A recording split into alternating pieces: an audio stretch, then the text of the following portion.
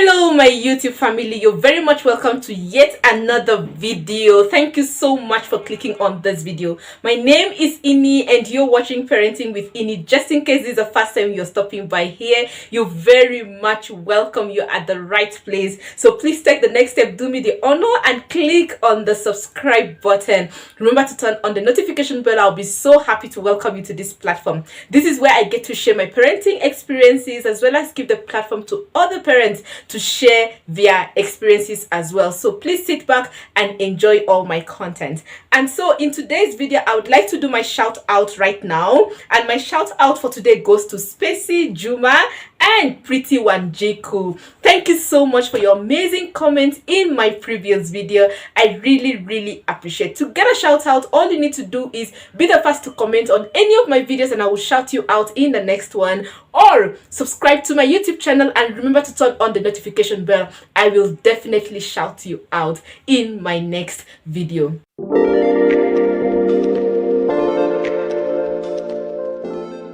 Today's video will be talking about adjusting to parenthood now that baby has already arrived. Okay, it's one thing to give birth, it's another thing to adjust to parenthood, you know, when the baby is now here with you. So my guest today, Pauline Kitoto, will be taking us through on how she adjusted as a new mom to the presence and the arrival of her baby. So you want to sit back and let's allow Pauline to talk to us about adjusting to parenthood.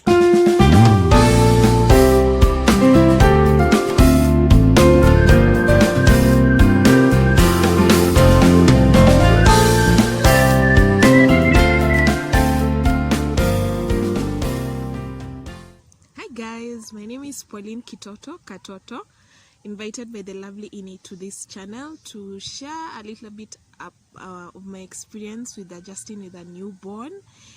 And yes, what else? I'm a mom of 3. The first one being 3.5, the second 1.5, and the third one is still kicking. Yeah, karibu sana, and let's learn. One thing that's most evident to all moms, if not most of us, is the body adjustment that happens. So you can relate. I am no exception, because I'll insert an image of how I used to be and look like before I started having kids, and right now you can tell that I am chubbier, I am hippier, I am flabbier, I am breastier, and I think I'm even developing a double chin. Yeah, a double chin. And well, it's even become more difficult for me to carry myself at this point. And I've learned that it's the cost that has to be paid when you're pregnant. I used to resent it because, especially during the my first pregnancy with my firstborn, I resented the change. I didn't want the pimples, I didn't want the nausea, I didn't want just how big I was becoming even after I had during pregnancy and during those first few months. I didn't like it because I wanted, somehow I've always had this desire that I want to have a large family, and that involves having many kids. But even though that was my desire, I didn't want to look like I had those many kids. Like I wanted to have 7 kids and not look like I have 7 kids, if you know what I mean. But then my perception of my body has really changed, and right now I do not have the pressure of snapping back, which I did with my first one, by the way. By 12 weeks I was as athletic as I was before I got him. Well, not entirely, but I was in a very good shape by the 12th week.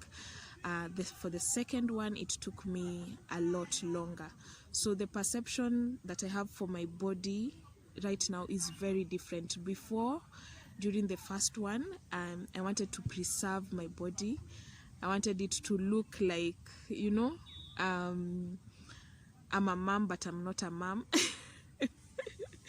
Yes, but right now, there's no pressure of that, because right now I view my body as a vessel, and as a tool that needs to be used. I'm not a museum piece that needs to be placed in a, like an artifact that needs to be preserved, you know, that I was born, we all were born to be used thoroughly, then eventually die. Yeah, so yeah, anyway, so that perception has really changed. Even when I decide that I'm going to, let's finish this, then once after a few weeks I'm going to get back into exercising as I used to,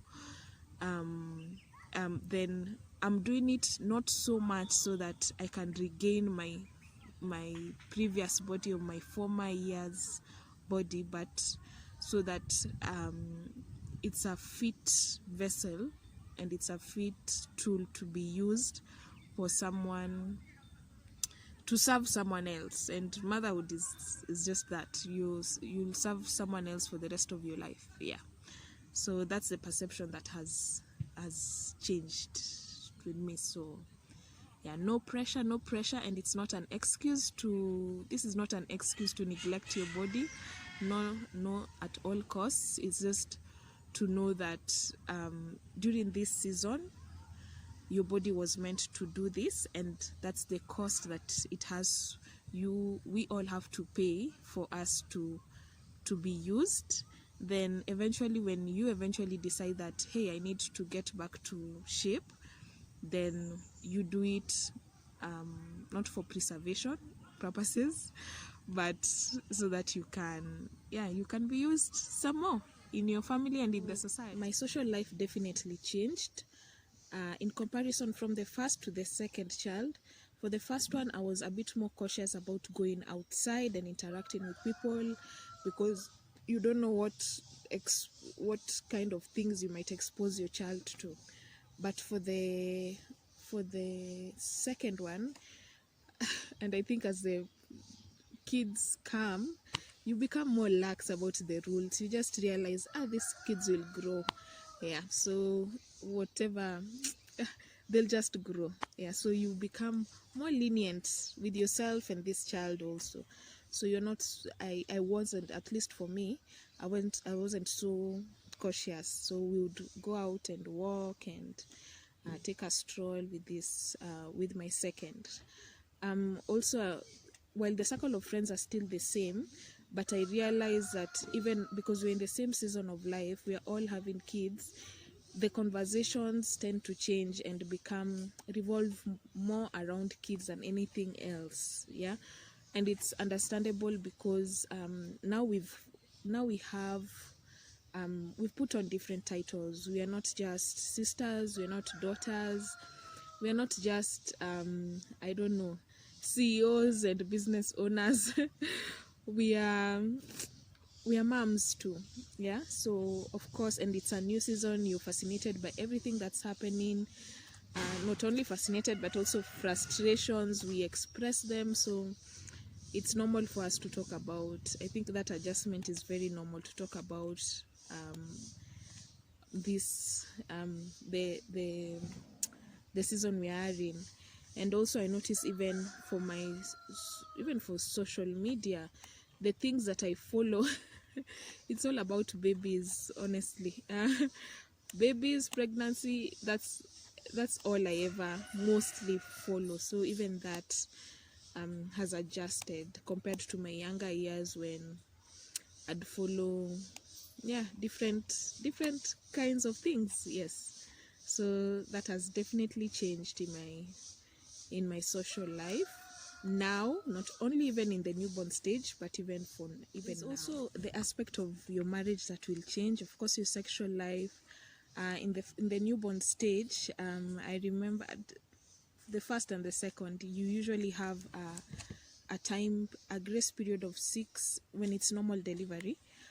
There's a grace period of 6 weeks before you can get back to your you can become active again sexually, and 6 weeks is a long time. So for you to bounce back from that break into now, especially if during pregnancy you aren't as active, then you get back into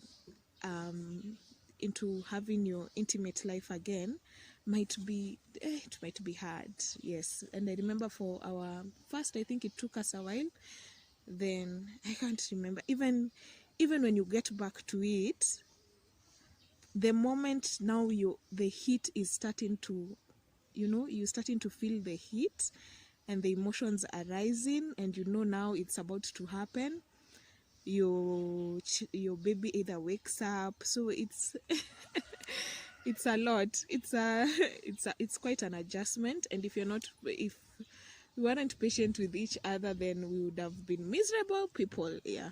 The good thing is that I believe kids, they come when, especially for the first child, we were so enamored by this child. We would look at him and be awed that, oh, look at his little features, look, oh, they coughed, they sneezed, look how they are smiling, they are laughing. So everything is so cute for you, both of you. So before you had this child, you're fixed, you are only looking at your spouse. But now you have this child, and all your attention is, all your eyes, everything of your emotion is put onto this child. So they somehow become the center of that family. And it's a beautiful thing. And it can be also it can create problems if you make this child the center, because I think it's beautiful, because now you're looking at this child is creating a level of intimacy that you didn't know you had. It's because of this child you've been brought together. It's because of this child you're talking about things that you weren't talking about, topics that you weren't, about your future. What would you like? How would you like to raise this child? So those are the kind of adjustments. Of course, the conversations will change. The kind of adjustments we used to, that I saw, were evident. And it can also be bad, because if you make this child the center, you can easily neglect your spouse. Like I, for instance, I've noticed it's a lot easier for me to serve my kids than it is to serve my spouse. Yeah. So, and that's, I wouldn't want for him to live like he was living as a bachelor. Like I'm meant to help him in some areas. So yeah, so those aspects that you used to do before you had children can really be thrown to the wind if you're not careful. Yes. So I think those are the things that I can remember truly changed in our marriage. The thing with adjustment, I realize it can't be the same for all families. The dynamics for every home is very, very different.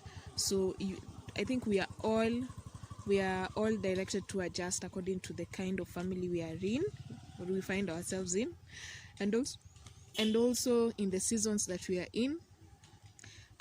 Maybe it's the newborn stage, maybe it's the toddler stage, or it's the teenage stage. We'll all adjust differently. And also so I just find it like we all have to be very cognizant that adjustment will have to happen, so our lives will not remain the same. So trying to really work hard at having the kind of life you used to have before might not be possible. It's just being open to the change that happens now that the kids are here, and how can we make the other areas of our lives work, whatever. Yeah. So also I realize that in whatever problems, because adjustments and change come with the good side and the bad side. And this bad side, for example, like sleep deprivation during the newborn stage, always has a solution. Mostly all these problems have a solution, be it colic, just making it might not be 100% effective, but it can help your life become easier. Things that you can do that will make your life become easier. So don't be so adamant at not wanting to learn all these things, all these scientific methods that have been proven to work. there's a reason why God sent all these professionals to help us. So don't die because you want to prove that you're a strong mom or a strong parent. Just that's the part of adjustment. Just embrace the lessons that you learn and make it a little bit easier for you, and make it a little bit easier for yourself and your life and those around you to live with you and your child. Yes, so anyway, that's all I had to share. Subscribe to Ini's channel. She's very consistent, by the way, in posting, and I love her content. So anyway, just subscribe and support her, and let's share in the comments what other adjustments you experience during the newborn stage. Bye.